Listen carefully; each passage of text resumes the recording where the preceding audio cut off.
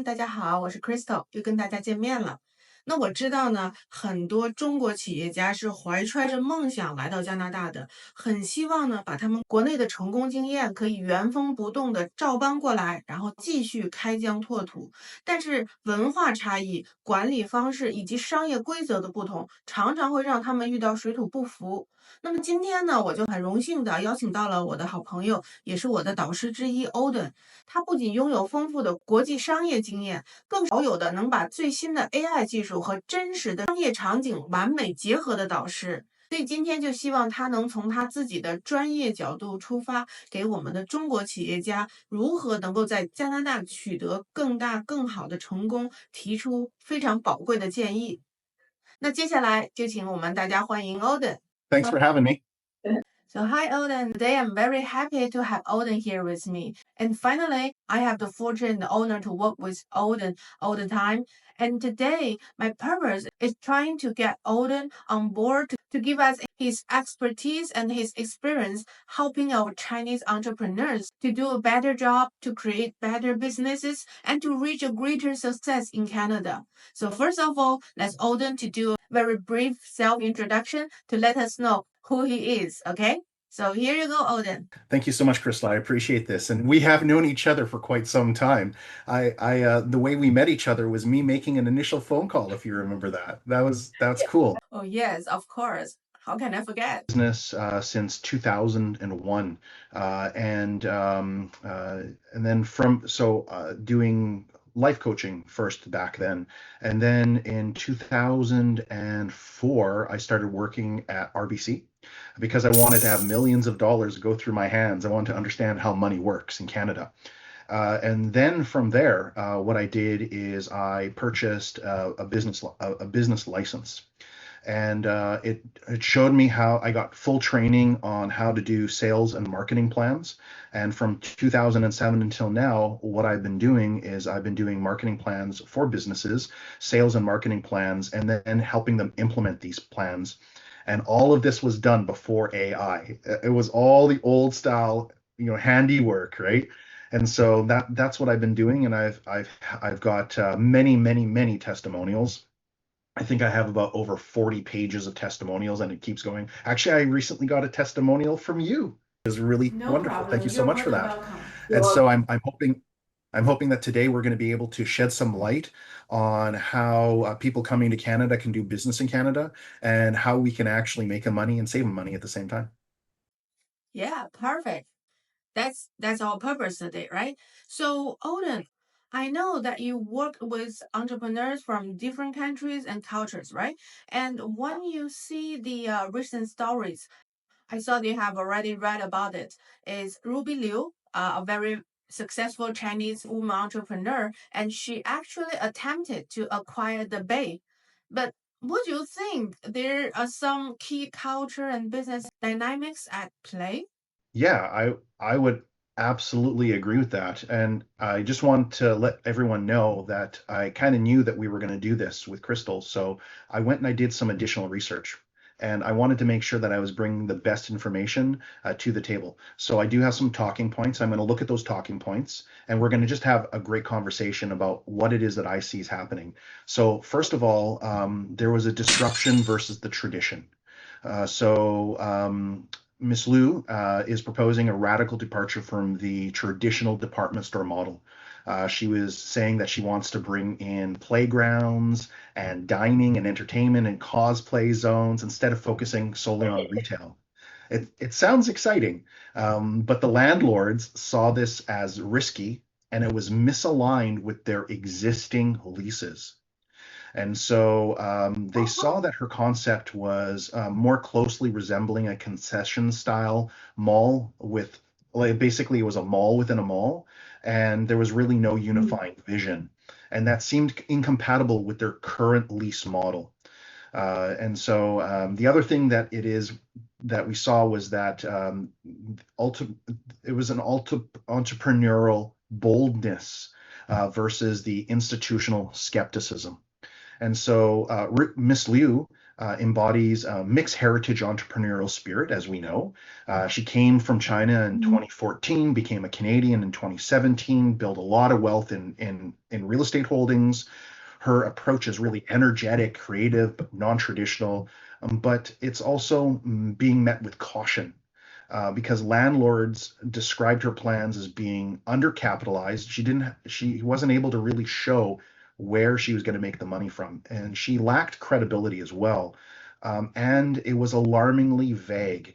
And when we talk about undercapitalizing, it means basically that they took a look at the general idea and they said, with their experience, because they have tons of experience, right?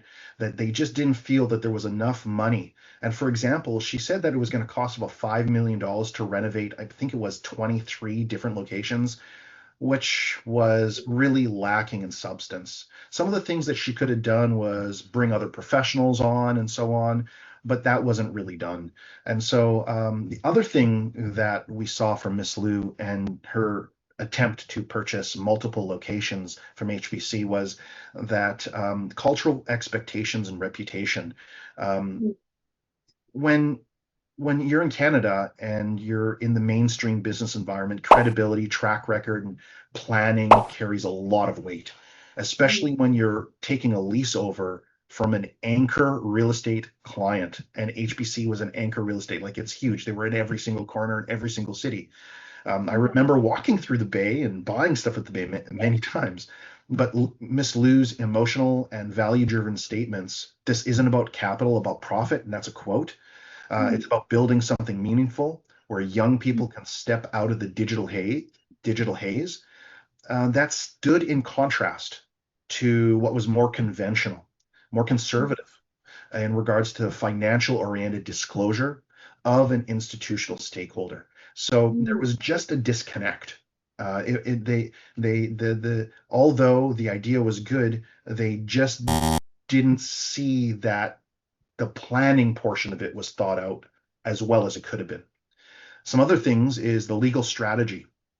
So some landlords felt that her public-oriented approach to pressure them using social media and the media in general to accept her bid was without meaningfully addressing the concerns, put them off. It actually damaged her reputation.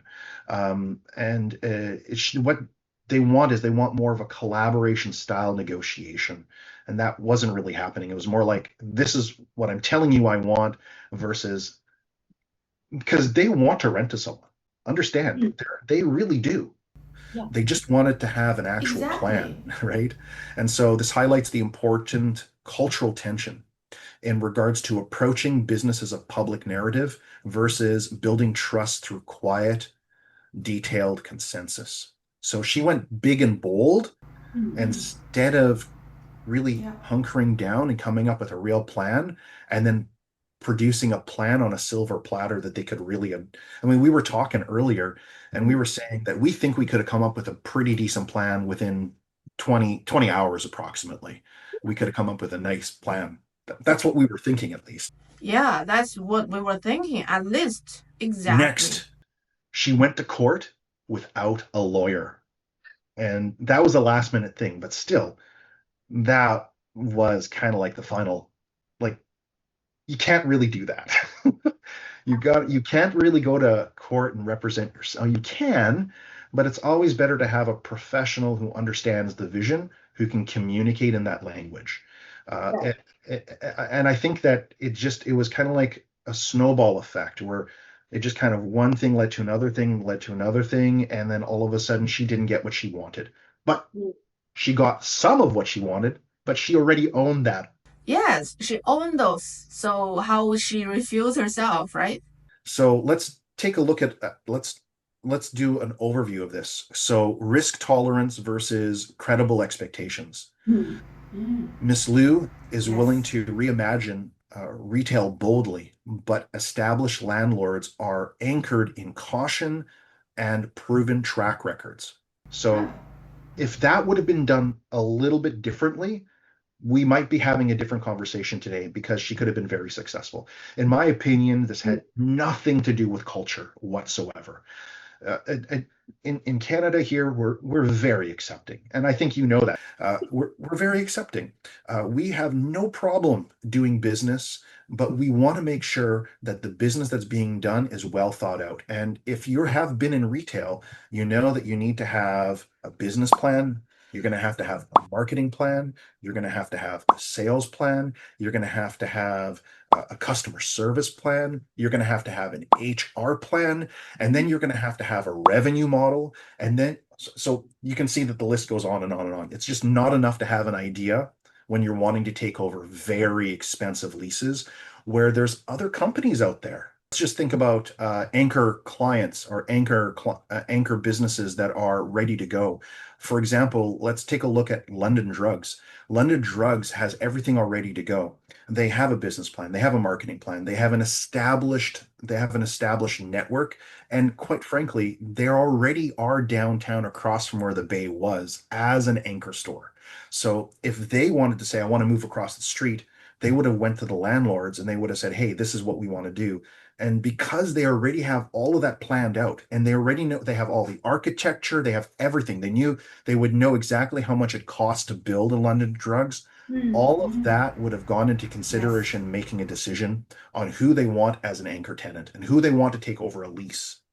Because I mean, I don't believe it had anything to do with culture. And some people are saying it had something to do with culture. No, it had to do with lack of business planning. And that's what we're talking about today. That's the point. Yeah.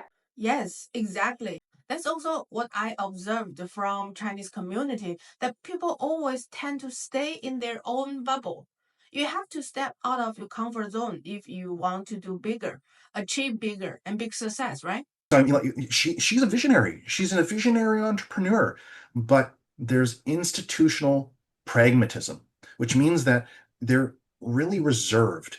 They want to make sure they're going to get their money every month. They don't want big talk. What they want is show me the money, right? And they don't even want to, they're not even saying show me the money. They're saying show me the plan. Yes. Show me the plan. There is a cultural gap between her values and her mission-driven approach and the more traditional profit-focused framework of real estate institutions.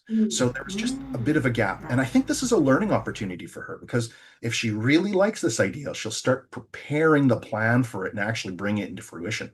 She'll start small and see that it's a great idea what she's saying, but it has to be established. Thank you so much, Odin, for sharing your insights. If you have time, I will invite you for more episodes later.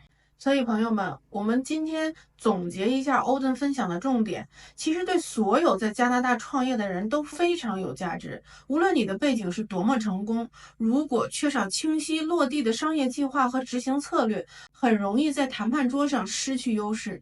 下一期我们会继续使用 Ruby Liu 的收购故事，从中拆解出中国企业家在加拿大常常遇到的商业挑战，以及如何用正确的方法来赢得主流商业环境的认可。